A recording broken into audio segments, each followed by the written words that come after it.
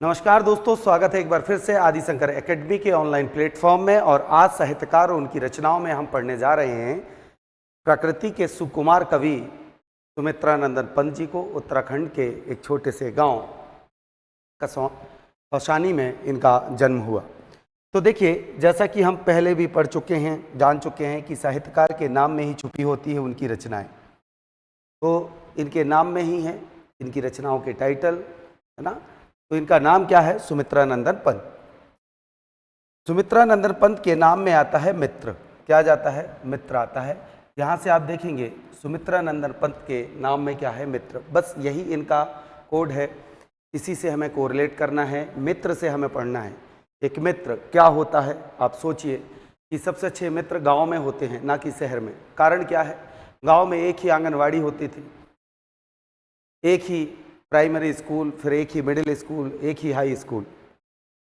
तो जिसके साथ हमने बचपन में आंगनवाड़ी गए, बचपन बिताया, उसी के साथ फर्स्ट, सेकंड, थर्ड ऐसे करके 5वीं भी पढ़ा, 10वीं भी पढ़ा, 12वीं तक। और 12वीं के बाद जब निकले तो दूर कहीं शहर जाना है तो कॉलेज भी एक पकड़ लिया।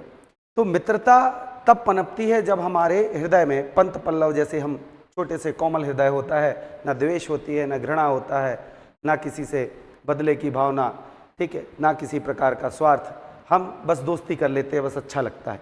तो देखिए, इसी से हमें कोरिलेट करना है कि दोस्त कितने वर्ष के लिए चाहिए, दोस्तों के साथ हम कैसा जीवन व्यतीत करते हैं, है ना। तो आइए इनकी रचनाओं को पढ़ते हैं। सबसे पहले आ जाते हैं सुमित्रानंदन पंत को कि एक व्यक्ति की औसतन आयु होती है 60 वर्ष। कितनी वर्ष? 60 वर्ष।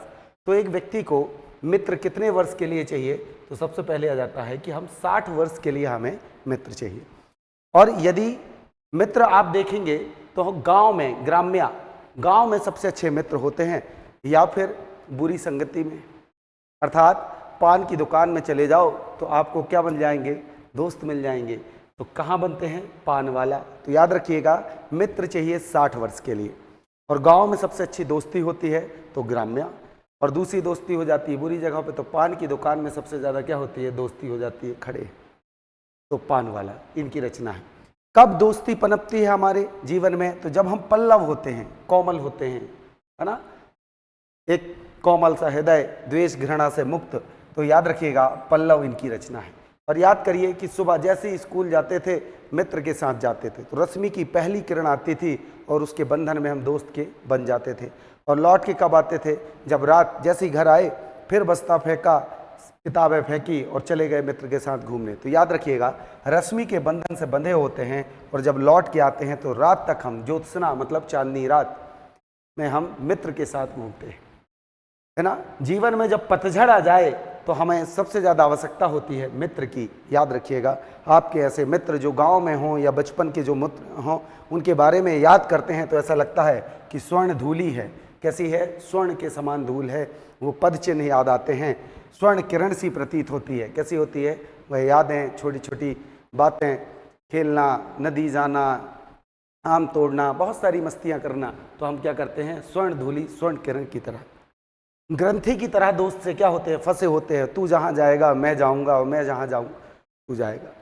तो ग्रंथि की तरह फंसे होते हैं। और जब बूढ़े हो जाओगे तो युग के पथ में वही आखिरी सहारा। जब रिटायर्ड हो जाओगे तो गार्डन में बैठोगे, तो युग के पथ में कौन साथ आता है? मित्र साथ देता है। युग के अंत तक क्या चाहिए होता है? दोस्त चाहिए होता है। तो युगांत। और याद रखिएगा, युगों युगों तक मित्रता की वाणी। आपके नाती पोते हो जाएंगे तब आप बताओगे कि हमारा एक मित्र हुआ करता था, या हम खेलते थे, यहाँ आम तोड़ते थे, यहाँ पढ़ते थे। तो युग वाणी याद रखिएगा, सुनाओगे आप बच्चों को। पूरी दुनिया के काम आपको क्या लगेंगे? गलत, लेकिन मित्र जो बोल दे वही सत्य लगता है। तो सत्य काम क्या है? मित्र। याद रखिएगा। और ऐसी ही बातें हमारे मन मस्तिष्क में क्या होती हैं? गूंजती रहती है। मित्रों की ऐसी ही बातें होती हैं। शिल्पी होते हैं, क्योंकि हम जो निर्माण कर रहे हैं, हमारा जो निर्माण है, सबसे ज़्यादा हम भले परिवार में रहते हैं, लेकिन हमारा निर्माण कैसे होता है? दोस्तों के सामने होता है, सत्य होता है, जो स्पष्ट होता है। हम पूरी दुनिया से छुपा जाते हैं, लेकिन अपने मित्र से सभी बातें शेयर कर लेते हैं।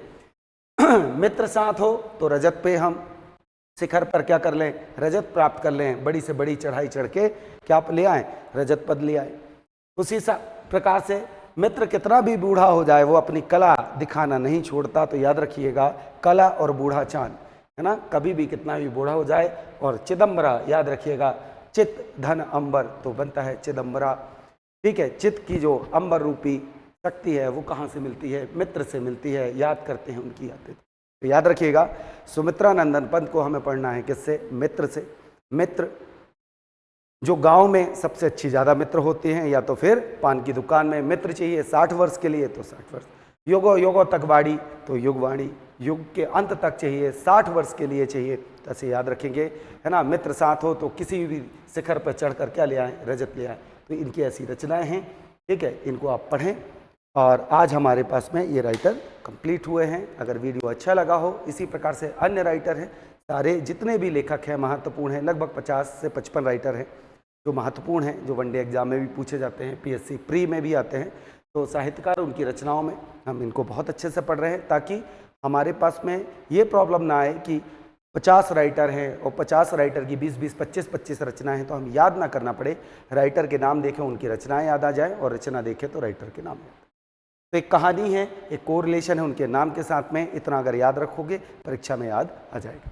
ठीक है, वीडियो अच्छा लगा हो तो लाइक करें, चैनल को सब्सक्राइब करें, जितना हो सके शेयर करें, है ना। सभी भाई बंधु हैं, जो भी मेहनत करेगा वो सफल अवश्य होगा। जय हिंद, जय भारत।